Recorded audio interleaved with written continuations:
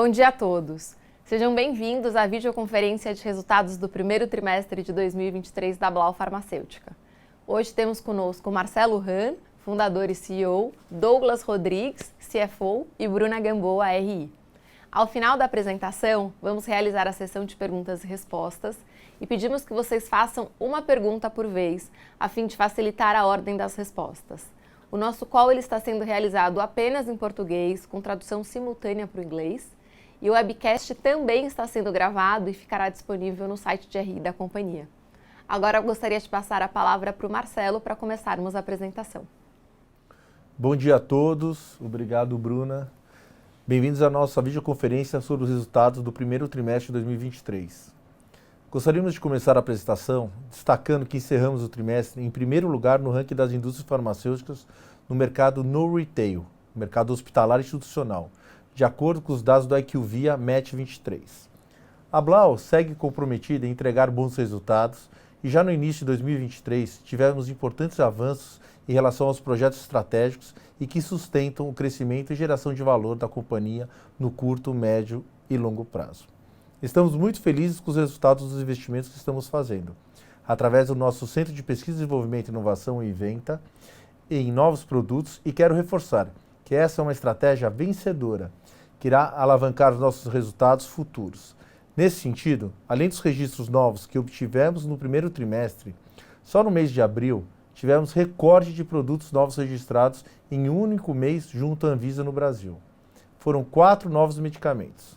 Eu também gostaria de destacar a aceleração dos nossos projetos de desenvolvimento através da parceria com a Similis Bio para novos 4 anticorpos monoclonais, os quais estão adiantados em relação ao cronograma inicial. Um outro destaque importante é a licença que recebemos da Anvisa em abril, autorizando a comercialização dos medicamentos produzidos no prédio 210 na Matriz em Cotia. Essa nova planta irá endereçar os gargalos de oferta na unidade de especialidades e vai colaborar com o incremento da nossa receita nos próximos trimestres. Para fechar esse slide, também vou destacar os avanços no projeto de Pernambuco, P1000. Nesse trimestre recebemos a licença prévia ambiental da Agência Estadual de Meio Ambiente, a CPHR, e a autorização da Secretaria da Fazenda através do PRODEP para capturar benefícios fiscais. Passando para o slide 3, nós vamos dar mais detalhes sobre o andamento da parceria de longo prazo com a Similis Bio para a produção de 4 corpos monoclonais de última geração que hoje estão sob proteção patentária. Esse é um projeto transformacional e disruptivo que colocará a Blau em outro patamar tecnológico pela tecnologia empregada e por sermos precursores na produção desses IFAs tão complexos no Brasil, aonde iremos produzir desde o IFA até o medicamento acabado e iremos exportar ao mundo sem limites territoriais. Esses anticorpos monoclonais em desenvolvimento estão entre as moléculas de maior mercado endereçável do mundo. Com esse projeto, nós estamos colocando a Blau em um cenário internacional de grande relevância. Nesse trimestre, tivemos marcos relevantes nesse projeto, com o recebimento da célula de pesquisa dos 2 MABs, além de termos recebido os bioreatores de grande capacidade produtiva, um de 500 litros e outro de 3.000 litros, os quais estão em processo de instalação no nosso prédio 400 de produção de IFAs em Cotia. Seguindo para o slide 4 da apresentação, gostaria de destacar os avanços do projeto para aquisição do laboratório Bergamo, que tem o closing previsto para o final deste trimestre. O Bergamo foi fundado em 1946 e possui planta State of the Art, localizada em Taboão da Serra, São Paulo, que recebeu investimentos recorrentes nos últimos anos. O Bergamo possui 2 linhas produtivas, além de portfólio de oncológicos, possui importantes produtos como a toxina botulínica e a somatropina, que em conjunto irão ajudar a alavancar os nossos resultados. No início de 2023, foi contratada consultoria externa para auxiliar no processo spin-off Amgen Bergamo e no processo de incorporação do Bergamo em nossas operações. Nos próximos meses, ainda teremos atividades compartilhadas entre as companhias, mas o processo de tomada de decisões e operações seguirão de forma independentes. Também gostaria de destacar que desde a assinatura do contrato, no outubro do ano passado, o Bergamo já obteve 2 novos registros junto à Anvisa, os medicamentos tigecyclina e fosapreptano, que serão lançados no segundo semestre do ano e que têm mercado endereçável de cerca de 110 milhões de reais. Com a conclusão dessa operação de aquisição, a qual a Blau pagará valor abaixo do valor de livro, as sinergias trarão oportunidades de ganhos importantes na área operacional, tributária, produtiva, com aumento de portfólio e penetração de mercado. Passando para o slide 5 da apresentação, vamos dar mais detalhes sobre a nossa nova planta do prédio 210 em Cotia, que tem 2 linhas de produção de medicamentos injetáveis de grande capacidade produtiva e que já iniciou o endereçamento dos nossos gargalos de oferta na linha de especialidades. Em 5 de abril, recente, recebemos autorização pela Anvisa para iniciar a comercialização dos medicamentos produzidos neste prédio. A nossa expectativa é que essa planta aumente em cerca de 30% a atual produção de medicamentos da linha de especialidades. Já contratamos 200 novos colaboradores e atualmente as linhas operam em 2 turnos. A nova planta já opera no conceito de indústria 4.0 com equipamentos de última geração, ambientes monitorados por inteligência artificial e conta com um sistema integrado Audit Trail, aliando uma alta capacidade produtiva com um baixo custo operacional. Agora, seguindo para o slide 6 da apresentação, onde apresentamos mais detalhes do Complexo Industrial de Pernambuco, o projeto Master Plan de implantação, bem como as especificações básicas, arquitetônicas e definições de diversos conceitos industriais e de utilidade já estão em fase bem avançadas. O cronograma preliminar físico-financeiro do Complexo Industrial já está em fase de ajustes finais, aguardando poucas definições. Já possuímos a licença prévia ambiental da Agência Estadual de Meio Ambiente, a CPHR, e a autorização da Secretaria da Fazenda através do PRODEP, com homologação de benefício fiscal de redução de até 85% de ICMS, que pode ser explorado a partir de 1º de janeiro de 2024, desde que seja no máximo 2 anos antes do início da atividade industrial em Pernambuco, pela via da terceirização com as unidades produtivas de medicamentos nas plantas da Blau. Nesse momento, nós estamos finalizando os ajustes do projeto Master Plan e Executivo, e a ideia é divulgar o cronograma físico-financeiro final para vocês já no próximo trimestre e iniciar as obras durante o 2º semestre. Estamos muito entusiasmados com essa construção desse novo complexo industrial em Pernambuco, o qual possibilitará a companhia ingressar em outros mercados e geografias, ampliando o acesso em linha com o nosso planejamento estratégico, bem como criar valor significativo aos nossos acionistas. Agradeço a todos e passo a palavra à Bruna. Obrigado. Obrigada, Marcelo. Passando agora para o slide número 7, nesse trimestre nós investimos 31 milhões na área de pesquisa, desenvolvimento e inovação, um crescimento de mais de 100% em relação ao primeiro TRI de 22 e de 54% em relação ao 4º trimestre. Nesse slide eu quero destacar que até o início de maio, do nosso pipeline previsto para 2023, nós já obtivemos o registro de 7 dos 13 medicamentos que serão registrados e lançados esse ano, o que demonstra que a nossa estratégia assertiva, principalmente das áreas de regulatório e P&D aqui da companhia. Nesse período, nós lançamos novas apresentações da ampicilina mais Subactam, que é um antibiótico com 47 milhões de mercado endereçável, e vale reforçar que esses investimentos em P&D, eles são uma alavanca importante para o nosso crescimento futuro e que a cada trimestre a gente tem uma participação maior ainda dos novos produtos nos nossos resultados. Passando agora para o slide 8, nós vamos passar pelos principais destaques da operação de coleta de plasma nos Estados Unidos, Hemarus. O nosso primeiro centro, ele segue ampliando o seu volume de coleta e apresentou um crescimento de 9% em relação ao 4º trimestre e de mais de 70% em relação ao ano anterior. Nós também registramos um crescimento de cerca de 16% de novos doadores em relação ao 4º trimestre. Agora, no início do ano, nós demos início à instalação de um novo sistema que ele vai gerenciar toda a cadeia de coleta de plasma. Sobre os demais centros, o segundo centro, em North Miami, ele está em fase de obtenção de licenças e de contratação dos times, e a gente tem uma expectativa de iniciar a operação em junho desse ano. O terceiro centro, em Flamingo, ele está em fase final de projeto executivo e ele tem o início de obras previsto agora para os próximos meses. Por fim, a gente também queria comentar sobre a aquisição do nosso 4º centro. A gente adquiriu um stake de 25%. Esse centro ele fica em Jacksonville. Foi uma compra bastante estratégica para a companhia, porque esse centro ele já possui a licença mãe do FDA, que é a Agência Sanitária dos Estados Unidos. o que vai inclusive facilitar a obtenção das licenças dos nossos próximos centros. Hoje esse centro ele opera com cerca de 66% da sua capacidade máxima de 55 mil litros por ano. Seguindo agora para o slide 9 da apresentação, a gente vai falar um pouquinho sobre ESG. Desde 2021, a companhia tem um comitê focado em pautas relacionadas ao social, meio ambiente e governança, que apoia todas as ações relacionadas ao tema aqui dentro da companhia. Agora, em 2023, a gente formou 5 comissões lideradas por colaboradores ligados diretamente aos temas de inovação, governança, meio ambiente, social pessoas e social clientes, para melhor direcionar esses temas ESG aqui dentro da companhia. A gente segue trabalhando para fortalecer uma cultura baseada nos princípios ESG e nesse trimestre a gente conseguiu evoluir na evolução das nossas causas, que são acesso, inovação e educação, e que serão a base de trabalho do ano, direcionando as nossas ações e projetos ao longo do tempo aqui na companhia. Na frente de sustentabilidade, nesse trimestre a gente definiu as principais frentes de trabalho para o ano, que vão ser redução do consumo de água, de energia, redução da geração de resíduos e também da emissão de gases.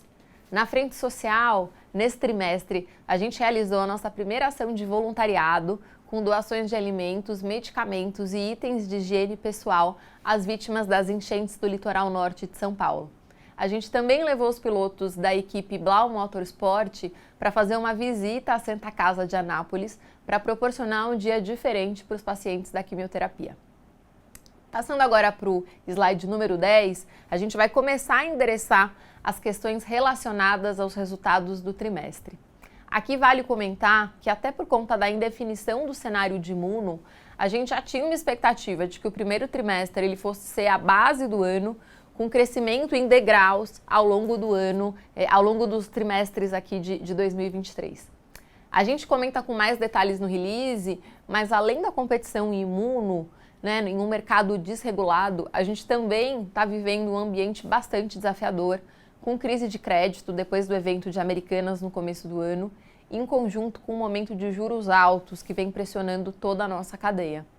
O Douglas ele vai entrar em mais detalhes adiante sobre os números, mas eu também queria reforçar que a companhia segue focada na sua rentabilidade e mesmo diante desse cenário, a gente conseguiu ampliar em cerca de 50 bips a nossa margem líquida em relação ao primeiro trimestre de 2022. Apesar dos resultados do trimestre, também vale reforçar que os drivers de crescimento do ano eles não se alteraram e que a gente segue confiante em entregar os resultados de acordo com o nosso planejamento estratégico. Passando para o slide 11, a gente traz um pouco mais dos desafios adicionais e dos impactos que a gente teve nesse resultado do primeiro trimestre. Em relação à Alfa, esse trimestre a gente teve uma receita um pouco abaixo do que a gente via em trimestres anteriores, muito em função do cronograma de recebimento do Ministério da Saúde. Também é legal a gente comentar que a gente já tem uma entrega relevante para acontecer para o Ministério agora no mês de junho. Sobre a Imuno, a gente já falou algumas vezes, mas a gente ainda vive num cenário ainda bastante desafiador. A companhia está fazendo tudo o que pode para endereçar essas questões, mas muitas delas elas acabam fugindo do nosso controle. No próximo slide eu falo um pouco mais também sobre o tema. Em relação à queda de preços, desde o terceiro trimestre de 2021, a gente tem informado vocês sobre esse cenário competitivo, principalmente nos produtos sintéticos maduros e também sobre a pressão em toda a nossa cadeia. Essa queda expressiva de preço, ela não nos parece racional e a gente está acompanhando como é que se comporta esse cenário. Sobre a capacidade produtiva, em abril, a gente conseguiu destravar um gargalo de capacidade produtiva importante para a gente com a liberação do P210, que já foi detalhada há uns minutos atrás pelo Marcelo. E por fim, nesse trimestre, a gente teve impactos de devoluções de cerca de 20 milhões de reais acima do patamar histórico da companhia, principalmente em função da situação de crédito dos distribuidores menores e também de um risco maior de inadimplência, e também por conta do recall de imunoglobulina sem registro que aconteceu no final do ano passado e a gente acabou recolhendo os produtos agora no primeiro trimestre. Agora no slide 12, a gente fala um pouquinho sobre o mercado de imuno, que é um dos maiores questionamentos que a gente recebe nas interações com os investidores. Como a gente mostra no gráfico, entre 2018 e 2019, a gente viveu um mercado normalizado de imuno, com consumo ali na casa de 600 mil unidades do produto por ano. Em 2020, a gente vê o começo da pandemia, os centros de coleta de plasma fechado devido aos lockdowns, e no final desse ano a gente começa a ver a redução da oferta desse produto no mercado. No início de 2021, a gente já começou a ver sinais de desabastecimento da imuno no mercado, e nesse cenário, em setembro de 2021, a Anvisa liberou a importação do produto sem registro, se baseando na Resolução 203 de 2017, que aborda os critérios e procedimentos para importação em caráter de excepcionalidade de produtos sem registro na Anvisa. Vale destacar que em 2021, a redução que a gente viu nesse mercado, ela se deve principalmente pelo desabastecimento de mercado. E quando a gente olha para 2022, essa queda que a gente vê no gráfico, ela deriva principalmente de uma questão da IQVIA, que ela não consegue capturar produtos sem registro ali na sua base de dados. Passando para o slide de número 13, eu gostaria de destacar a redução da imunodependência da Blau, uma vez que as novas fontes de receita da companhia, elas vêm cada vez mais ganhando representatividade na nossa receita e a imuno cada vez mais vem perdendo relevância nos nossos resultados. Olhando para os próximos anos, a ideia é que a imuno ela fique ainda menos representativa na receita, principalmente com base no nosso pipeline de lançamentos. Por fim, vale destacar que entre 2018 e 2022, a Blau tem um CAGR de receita ex-imuno de 24%, ou de cerca de 16% quando olhamos para a receita líquida total. No mesmo período, temos retração de mais de 14% no mercado de imunoglobulina. Agora eu gostaria de passar a palavra para o Douglas, que irá seguir com os próximos slides da apresentação. Obrigada. Obrigado, Bruna. Bom dia, pessoal. Dando sequência na nossa apresentação, a gente vai entrar agora no slide 14, onde tem a composição da evolução da nossa receita no TRI. No primeiro TRI de 2023, nossa receita fechou em 258 milhões, um patamar mais baixo em comparação aos trimestres anteriores. Basicamente por uma combinação de fatores, sendo o principal impacto a imunoglobulina, o efeito da imuno, que já foi destacado ao longo da apresentação. Tivemos também o efeito pontual das devoluções no TRI, a não comercialização dos produtos produzidos na nossa nova unidade produtiva, o P210, e além, baseado no cronograma de entregas do contrato da Alfa, não tivemos uma entrega significativa nesse TRI. Importante destacar que num recorte, num comparativo de análise versus o primeiro TRI de 2022, o maior impacto é a variável de preço. Isso foi destacado ao longo de 2022 em função da pressão de preço no nosso portfólio mais maduro. Já em relação ao comparativo ao último TRI de 2022, a gente vê que o maior efeito é volume e mix. Então não existe um impacto significativo de preço. Importante também destacar, como a Bruna mesmo colocou, que as novas fontes de receita da companhia continuam performando muito bem. É claro que elas vão ganhando relevância, vão se tornando mais significativas, mas ainda não fazem frente aí aos principais impactos que tivemos no trimestre. Mas nós seguimos executando o nosso plano. Indo para o slide 15, o próximo slide, colocar um pouco aqui do efeito da margem bruta da companhia e também do EBITDA. Em termos de margem bruta, dentro de todos os fatores que tivemos na receita e dentro do mix que foi apresentado, esse seria o melhor patamar de margem apresentado. Então nossa margem ela teve uma retração no TRI, mas ainda é uma margem que diante de todos os fatores ainda pode ser considerado com efeito positivo. Importante destacar que no comparativo de custos a gente não tem uma evolução, ou seja, a companhia segue com a sua disciplina financeira, a gente segue aqui sendo muito eficiente na parte de custos, renegociando com nossos fornecedores e até é esperado que para os próximos trimestres nós tenhamos alguns impactos positivos, dado que o efeito da linha do tempo de você ir diluindo o nosso custo médio com as novas entradas aqui. Olhando para a EBITDA, claro, o efeito do patamar de receitas não tem uma diluição de SG&A, então esse impacto da margem bruta e da maior despesa, a gente entrega aqui uma margem menor de EBITDA nesse primeiro TRI de 2023. Próximo slide, a gente destaca aqui as despesas operacionais.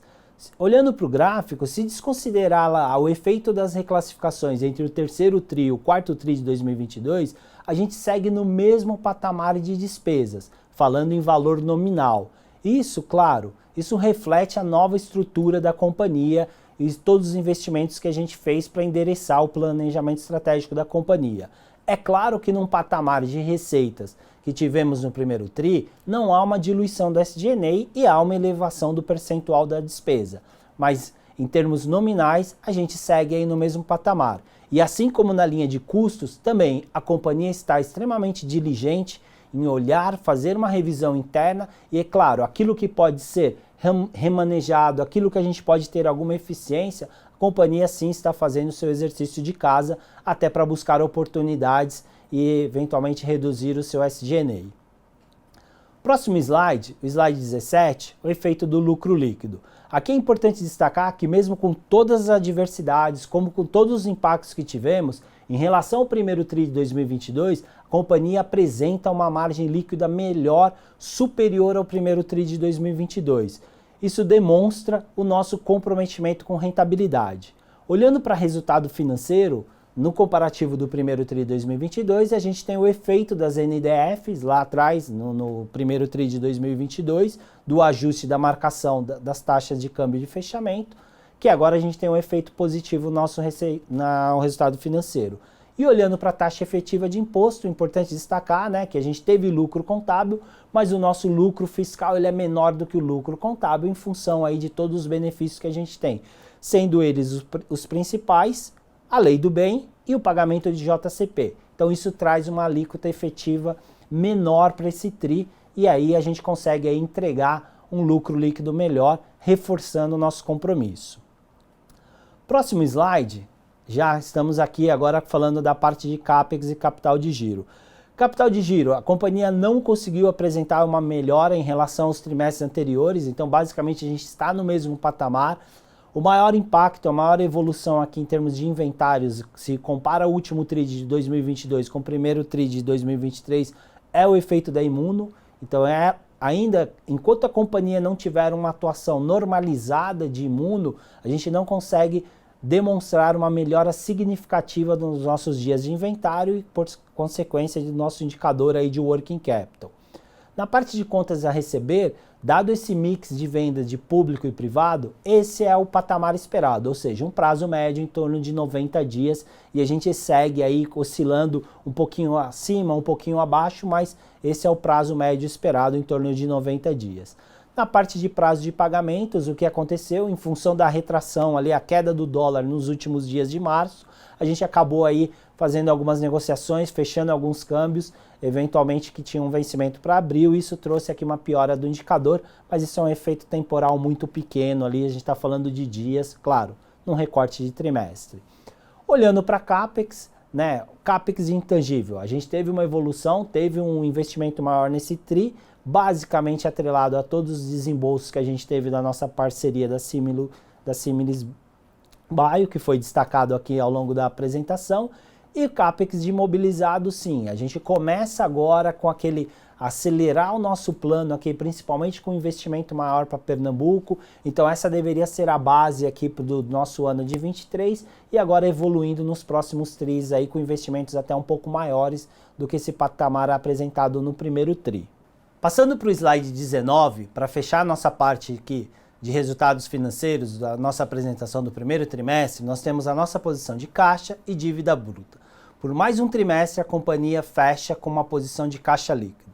Isso é super estratégico nesse momento de maior adversidade, de vários desafios. A companhia tem uma posição de caixa para endereçar o seu planejamento estratégico e também explorar oportunidades. Nós temos uma dívida bruta de 278, posição do último TRI, mas que para o segundo trimestre nós temos amortização tanto da primeira debêntures, as últimas 3 parcelas, quanto a primeira amortização da nossa segunda debêntures. Isso que nos vai deixar numa posição de 200 milhões ao final do segundo trimestre. Nossa posição de caixa no primeiro TRI é de 621 milhões. Isso que nos dá uma posição de caixa líquido de quase 350 milhões. Mais uma vez, reforçamos aqui o compromisso de manter uma posição de caixa sempre saudável para endereçar o nosso planejamento estratégico. Agora eu vou passar para o Marcelo fazer o encerramento, as considerações finais e logo na sequência a gente abre para perguntas e respostas. Obrigado, Douglas. Pessoal, antes de finalizar, eu gostaria de agradecer a todos que nos acompanharam no nosso call de resultados e que estão confiando em nossa trajetória de crescimento. Desde a fundação da Blau em 1987, nós já enfrentamos diversos momentos desafiadores, seja na esfera política ou econômica, e nós não deixamos de crescer. Muito pelo contrário, nós aproveitamos oportunidades e nos reinventamos. Buscamos novas fontes de receitas, investimos em novos mercados e seguimos crescendo. Nós estamos inseridos em um mercado resiliente, que já atravessou vários cenários adversos e manteve seu crescimento. Temos uma sólida trajetória de mais de 35 anos e uma posição de caixa confortável, que facilita a nossa passagem por momentos mais turbulentos.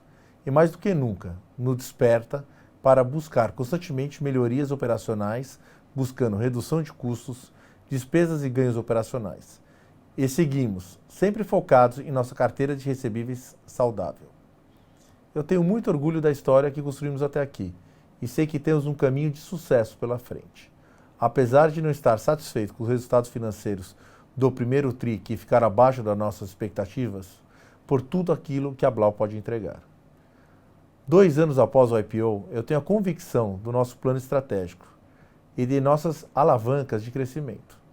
Atentos à oportunidade de M&A e cautelosamente, otimista e confiante com as entregas da Blau em 2023. Estamos apenas começando. Obrigado a todos. Agora eu passo a palavra à Bruna. Obrigado. Obrigada, Marcelo. Pessoal, agora a gente vai abrir para a sessão de perguntas e respostas. Obrigada.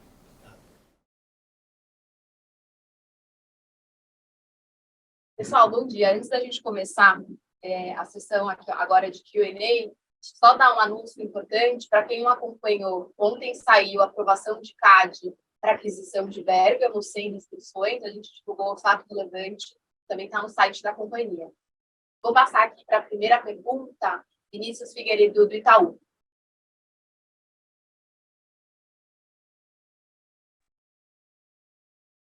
Bom dia, pessoal. Bom dia, Marcelo, Douglas, Bruna. Obrigado por pegar minha pergunta. Queria primeiro explorar o ponto aqui da P210, né? Agora com a licença por parte da Anvisa, você tem uma expansão da capacidade produtiva de especialidades. Como a gente pode imaginar o ramp-up do volume vendido, né, desses 30% adicionais, né? Já existe uma demanda forte que você consegue operar essa expansão aí a full capacity. E aí o segundo ponto seria o nível de estoques, né? Vocês comentam sobre uma venda no canal público, não necessariamente, né, para o governo federal, que deve ajudar essa desestocagem, além da normalização aqui do canal privado, mas também queria entender um pouco sobre o nível da validade, né, da maioria desse estoque, se isso chega a ser uma preocupação aí do lado de vocês. Obrigado. Obrigado pela pergunta. Bom dia a todos. Vou responder a primeira pergunta sobre o prédio 210, a produção. A gente está ampliando essa produção. A gente começou com 1 turno, já estamos em 2 turnos, a ideia é para 3 turnos. A gente tem uma demanda recorrente, né? A gente tem carregado ao longo desses anos pedidos em carteira que a gente não consegue atender, que vai passando de um mês para o outro. Então, a gente consegue colocar esse produto no mercado, existe a demanda, a gente que não estava conseguindo ofertar, então, para nós é muito importante, porque como a gente sempre fala, a gente está endereçando os gargalos, né, de oferta, quer dizer, a demanda existe, né, estava faltando a oferta, né, então a gente volta aí a conseguir aumentar nosso posicionamento no mercado, share de mercado. Então vocês vão ver a gente crescer no nosso share de mercado em algumas moléculas, né, que não estavam sendo atendidas da forma que deviam estar sendo atendidas. Outra coisa importante para lembrar a todos, que a gente tem um portfólio também de medicamentos que a gente não comercializa recorrentemente, né, que a gente faz a escolha de Sofia, porque a gente não tem capacidade produtiva. Então, é uma outra situação que a gente também tem vários produtos que a gente volta a produzir em com maior oferta. E também a gente, pensando nessa situação de sempre estar ampliando a capacidade produtiva, a gente já se antecipou e já ampliou, né, a nossos registros, nossos medicamentos fora do país. Então, nossas exportações elas também estão crescendo e a oferta dos nossos medicamentos de especialidades fora do Brasil também estão crescendo. Então, está bem encaminhado. Sobre a pergunta dos estoques, né, a gente vem com um estoque mais elevado desde dos lockdowns durante a pandemia, a gente aumentou bastante os nossos estoques e nós estamos escoando. Sobre a validade, a gente tem muita coisa estocada de princípios ativos e de insumos, né, de frascos, batoques, né, e princípios ativos. Eles têm uma validade grande e quando você produz o medicamento, na verdade, essa validade ela se renova, porque o que vale é a validade do medicamento a partir do momento que você produziu ele, né? Então, a gente tem duas validades aí, né? Uma validade do princípio ativo, né, que na grande maioria das vezes é de 24 meses a 60 meses, né? Então você tem bastante elasticidade, e depois que você produziu, né, geralmente você tem de 24 a 36 meses de validade. Então a gente tem bastante prazo. E a ideia da companhia é estar desovando isso esse ano, produzindo e desovando tudo isso daí esse ano, né? A gente, com isso, a gente vai melhorar vai diminuir o nosso estoque, vai melhorar a nossa posição de caixa, porque a gente está comprando menos também. Eu acredito que tenha respondido a sua pergunta. Não, respondeu sim. Obrigado, Marcelo. Bom dia. Obrigado. Pessoal, próxima pergunta do Leandro Bastos. Oi, pessoal, tudo bem? Bom dia. Do meu lado também são duas. A primeira sobre imuno. Vocês comentaram um pouco no call sobre ainda o cenário de indefinição, né, de competição com produtos sem registro.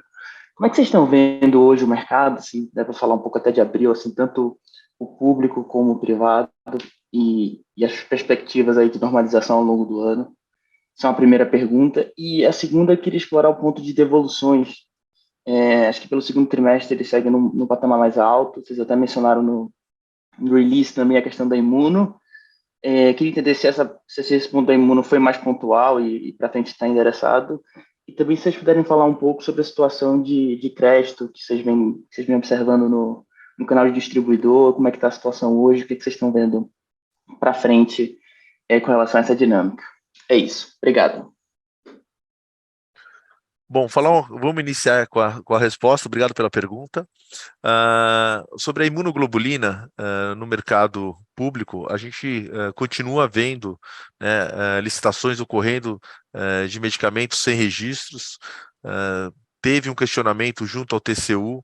Esse questionamento do TCU orientou que quando houvesse a falta do produto, poderia se comprar medicamentos sem registro, e de forma estranha, vamos dizer assim, o Ministério tem, mesmo recebendo ofertas no mesmo processo licitatório ou da mesma compra emergencial, ela tem optado por comprar produtos sem registro. Vale lembrar que o produto sem registro ele tem um preço muito aquém do produto com registro, até porque tem uma origem que não tem toda a rastreabilidade e não tem todo o atendimento regulatório exigido pela Anvisa. A planta não é inspecionada, né, são produtos que vêm da China, geralmente. Então, vamos dizer assim, uma competição desleal. A gente tem discutido esse assunto, tem notificado o próprio TCU, a gente ingressou com uma ação no STF contra essa orientação do TCU, a gente tem notificado o Ministério da Saúde, a própria Anvisa sobre essa situação, tem mobilizado todas as associações, porque isso está abrindo um precedente. A gente já está vendo a importação, por exemplo, de insulina sem registro no país, e existe algumas outras demandas que estão aparecendo de aquisições de medicamentos sem registro. Isso daí é um precedente muito ruim para a indústria regulada, e a gente está enfrentando com esse governo essa situação. A gente passou por isso durante a pandemia, com a falta de oferta do medicamento pelos lockdown, mas não faz sentido, depois da oferta estar normalizada, as empresas com estoque, continuar recorrentemente o Ministério se usando aí e criando uma falsa impressão de que existe falta do produto, né? Porque não existe, a Blau tem o medicamento, tem condições de ofertar e tem participado desses processos licitatórios, e as empresas com registro também têm participado, e a oferta é praticamente o mesmo quantitativo do que o Ministério necessita, e mesmo assim ele tem optado por essas compras. A Blau está tomando todas as medidas e brigando de todas as formas, inclusive na justiça comum, com essas licitações que estão ocorrendo dessa forma. Bom, esse é o ponto 1. A segunda pergunta, não sei se o Douglas ou a Bruna quer responder. É que eu falo sobre as devoluções aí. Bom, Leandro, vamos só separar, acho que voltando lá para o quarto T, ele é um efeito que você não tem impacto na receita líquida. Era uma questão tributária e, eventualmente, ali você faz aquele processo de passado o prazo de cancelamento de nota, você faz devolução. O quarto T, vamos tirar dessa conta até para ver se isso é o percentual de devolução. Falando agora do primeiro T, basicamente, o que você tem ali? Você tem o efeito ali da imuno sem registro, né, que a gente está fazendo um recolhimento, isso também não é usual. E o outro tema aí foi mais específico, também pontual agora, dado toda aquela questão de crédito, né, a gente foi muito mais restritivo, muito mais cauteloso na análise de crédito agora no primeiro T, principalmente após o efeito de Americanas, né, acho que todo mundo percebeu, começou aí, como que o mercado ficou mais, né, seco em termos de crédito, de liquidez, e a gente preferiu, numa situação pontual, com um dos nossos distribuidores, né, ao invés de correr ali um eventual risco de materializar uma PDD, de trazer o estoque de volta para casa. Mas também são situações pontuais.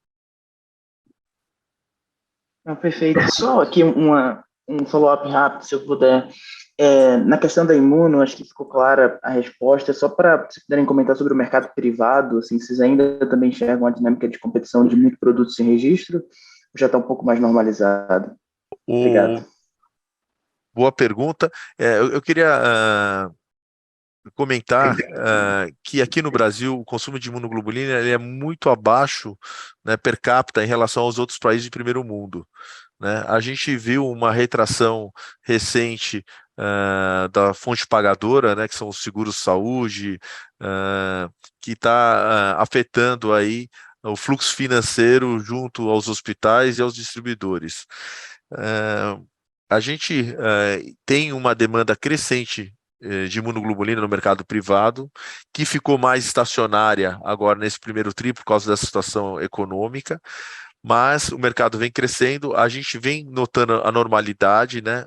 Voltando à normalidade, ainda existe muito poucos pontos que ainda tem imunoglobulina sem registro, mas muitos hospitais, em virtude de preferirem medicamentos com registros, preferem comprar o produto, mesmo pagando um pouco mais caro, o produto com registro.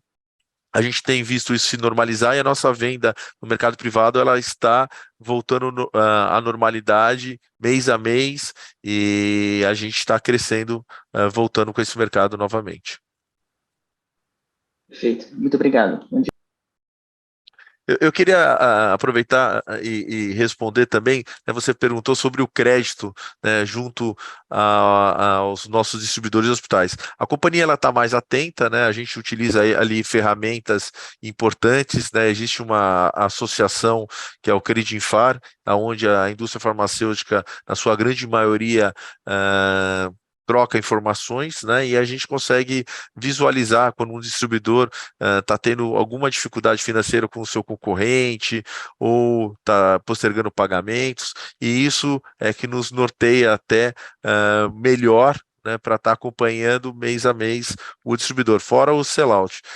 Esses casos pontuais que aconteceram no começo do ano foi que a gente estava deslumbrando ter um prejuízo, estava iminente, então a gente preferiu receber de volta o produto do que tomar o prejuízo. Então, a companhia é uma companhia que, historicamente, ela não tem um índice de inadimplência alto, ao contrário, a gente tem um índice de inadimplência baixíssimo, né, e a gente é muito atento a isso. Nós temos um time bem atento e utilizamos ferramentas para que isso não ocorra, e é isso que a gente está fazendo.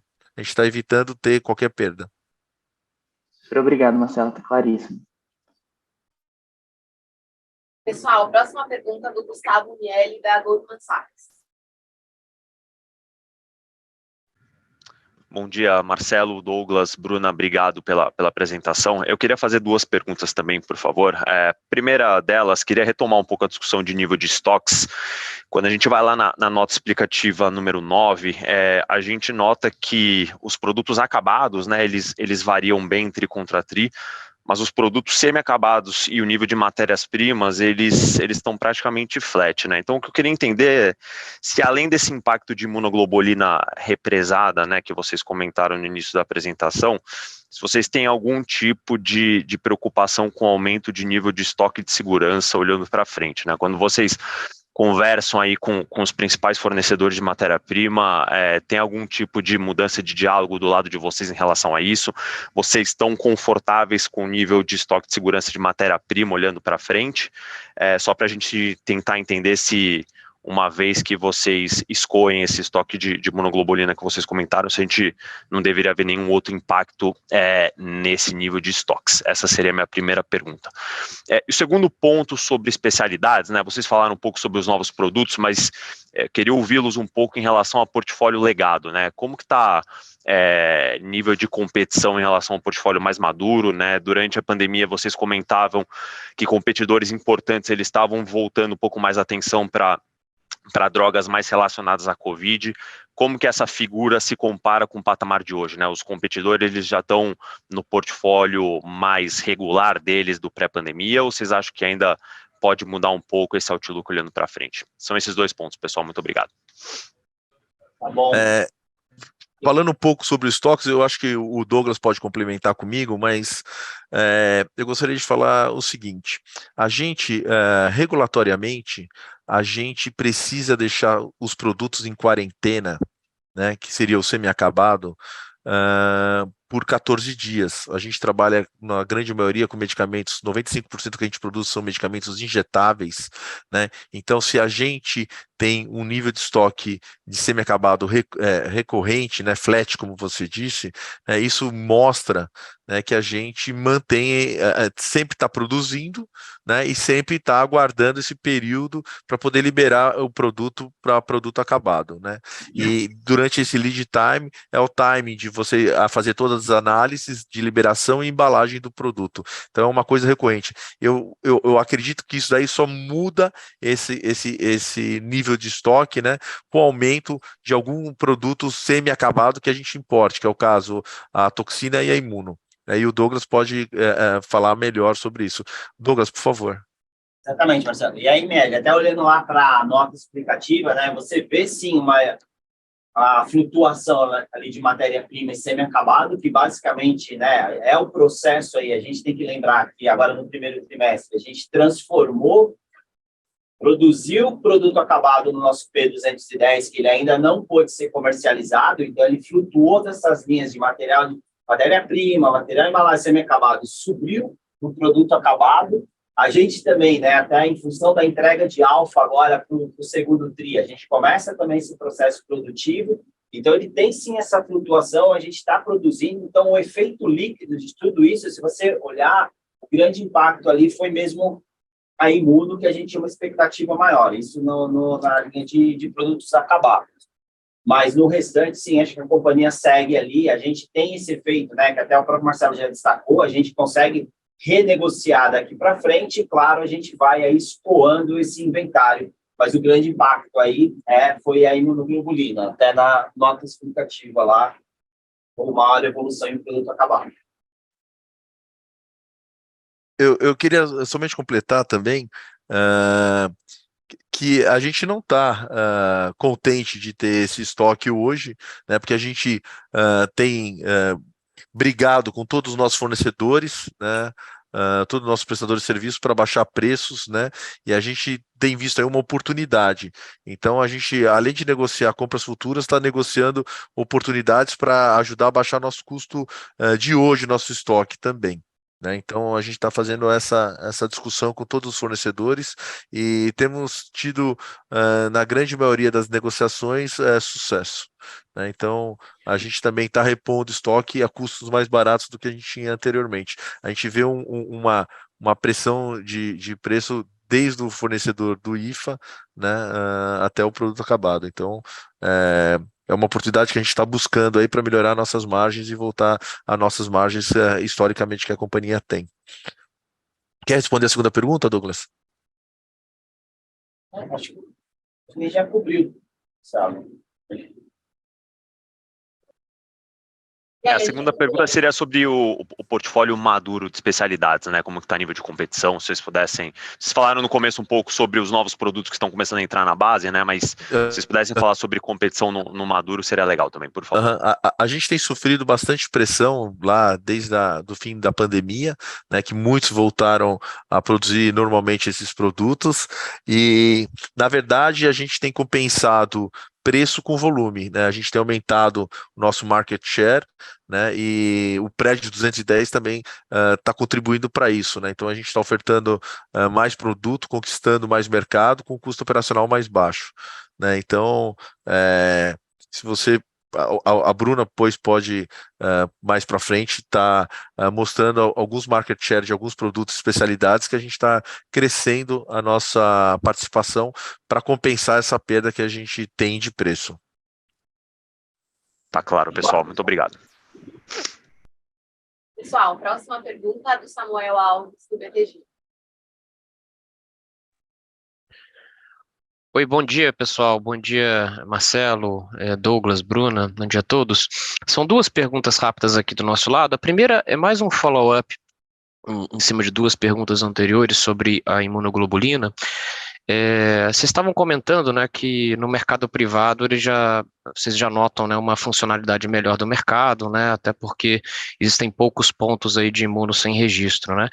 A pergunta é mais para entender se vocês têm aí uma estimativa de market share atualizado de vocês na imunoglobulina no mercado privado, mais para entender aí se existe alguma perda de share também, mesmo olhando apenas os medicamentos com registro. E a segunda pergunta, vocês comentaram na apresentação, né, de uma entrega relevante, né, esperada para o público, né, de alfapoetina no segundo trimestre. Tem algum fator quantitativo que vocês conseguiriam compartilhar com a gente, talvez em número de frascos ou em valor absoluto de venda? É isso, tá, pessoal? Muito obrigado. Eu não entendi a sua segunda pergunta sobre a alfa. Claro, Marcelo, vocês comentaram que tinha uma entrega relevante, né, de alfapoetina para o canal público, para ser feito no segundo trimestre.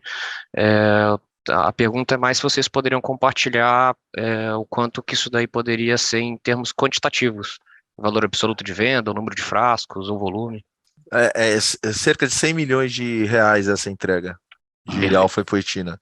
E no caso da imunoglobulina, o IQVIA, por a Blau ser a única empresa que, quando vende imunoglobulina no mercado público, essa venda é feita diretamente da Blau do Brasil para a entidade pública.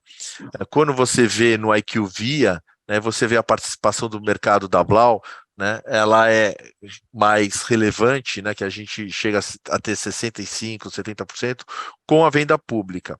Quando a gente separa a venda pública do mercado privado, né, que é mais ou menos metade, 30%, 35% do mercado privado, desse mercado total, né, a Blau mantém a sua participação.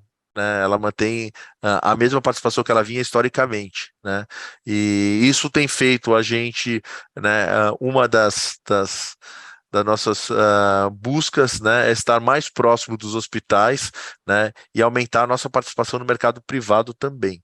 Né, então essa é uma das nossas estratégias aí para tentar compensar essa falta de venda aí para o governo federal que a gente estava esperando, né, para vender grandes quantidades relevantes como a gente vendia no passado. Perfeito, Marcelo, está respondido. Obrigado. Pessoal, a próxima pergunta é da Estela Estrano, do JP Morgan. Oi, pessoal, bom dia. Obrigada por pegar a minha pergunta. É uma pergunta bem rápida aqui do nosso lado. Olhando para a margem bruta, a gente acredita e a gente viu aqui que tem o efeito dos volumes impactando negativamente a margem, mas vocês poderiam abrir como o diferente mix de produto tem, tem tido resultado final na margem bruta da companhia? Obrigada. Douglas, está com você. Oi, Stella. A gente não abre assim, né, especificamente a margem do produto, mas aí acho que para dar aí um pouquinho mais de cor aí na margem do TRI, sim, a gente teve todos esses efeitos aí, né? Então, basicamente, a questão de volume, acho que é importante e o mix. O que é importante destacar, né, que você vê num recorte entre o quarto T e o primeiro T, que a gente não tem, eventualmente, ali uma questão de preço, uma variação de preço e nem de custo, ou seja, a companhia, ela segue ali, né, mantendo um controle de custos muito efetivo, e esse ponto até que o próprio Marcelo já colocou, a gente começa aqui também uma renegociação com os nossos fornecedores. É claro que isso tem um efeito de recomposição de custo médio, mas a gente já vê, né, o que é importante destacar, que não tem evolução de custo entre um TRI e um outro. Então, é basicamente mais o efeito da receita, preço e o mix de venda aqui nesse primeiro TRI. Também é importante lembrar, né, pessoal, assim como a gente reforçou no último T, nós ainda temos operações que a gente poderia classificar até como pré-operacional, que elas ainda não têm uma contribuição significativa aqui no curto prazo, mas são investimentos, coisas que a gente está endereçando para o longo prazo. A gente tem a operação dos Estados Unidos, a gente tem a operação do P400, a gente tem a questão do P210, então tem uma série de coisas aí que o resultado vem aí na linha do tempo. Obrigada, Douglas. Pessoal, a última pergunta chegou aqui pelo chat, é do José Daronco da Sul. Em se tratando de P&D, podemos anualizar os gastos do primeiro TRI para o resto do ano? Em relação ao edital de Imuno, pelo Ministério, houve alguma atualização? Bom, primeiro respondo, ali se trata de P&D, claro, nesse primeiro TRI pelo patamar de receita, e a gente teve os pagamentos de JSR, o percentual, né, fica mais elevado, mas é importante, né, é mais fair pensar em percentual da receita ao longo do ano. A ideia é que a companhia atinja ali um patamar de 8% da receita aí ao longo de 23. Investimentos de P&D, tanto em intangível quanto despesa no resultado. Segundo. Marcelo, você quer falar do edital de Imuno ou a gente fala por aqui? Então, a ideia para o terceiro e quarto trimestre, né, a gente vai ter as entregas mais importantes de Alfa, a gente tem agora a produção do 210 e todos esses lançamentos que a companhia tem feito durante o ano, que vão incrementar a nossa receita. A gente também está disputando junto com as autoridades, né, junto na justiça, essa oportunidade de mundo com o Ministério da Saúde, mas independente disso, a gente também está colocando todos os nossos esforços, está mais próximo dos hospitais e aumentando o nosso market share também. A gente está bem confiante que vai melhorar bem para os próximos TRI. A gente entende a situação do primeiro TRI, nós não estamos satisfeitos, estamos bem satisfeitos e estamos tomando todas as providências desde lá de trás, né, para estar ampliando e aumentando a nossa participação no mercado. A gente acredita que esses produtos novos vão trazer mais receita, mais margem para a companhia. Perfeito, pessoal, a gente não tem mais nenhuma pergunta. Eu acho que, Marcelo, se você quiser falar algumas palavras finais, senão a gente já encerra por aqui o call de resultados. Eu gostaria de agradecer a todos, falar que todo o time da Blau está engajado, né, para trazer os resultados esperados e seguir o plano de negócio. A gente, na esfera de plano de negócio, sem ser, né, a parte de financeira, a gente tem entregado, a gente... todas as promessas, todos os projetos estão dentro do cronograma, o P1000, que nós falamos de Pernambuco, está bem avançado. Nós pretendemos, já no próximo trimestre, estar compartilhando com vocês um cronograma de obra. A gente está bem entusiasmado com esse projeto. A gente está entusiasmado com o projeto da Similis Bio, dos anticorpos monoclonais, que está à frente do tempo estimado. Estamos bem contentes com os resultados da nossa área de pesquisa, desenvolvimento, inovação e inventa, né, que cada dia que passa está submetendo mais novos registros. Agora, no mês de abril, a gente conseguiu o recorde de 4 novos medicamentos registrados no Brasil em um único mês. Quer dizer, a Blau não tinha esse histórico. Quer dizer, o que a gente vem fazendo é um trabalho árduo, né, mas a gente vai trazer os resultados esperados e não vai desapontar os nossos investidores. E gostaria de agradecer a confiança de todos. E obrigado pela atenção aqui durante a nossa apresentação e o Q&A.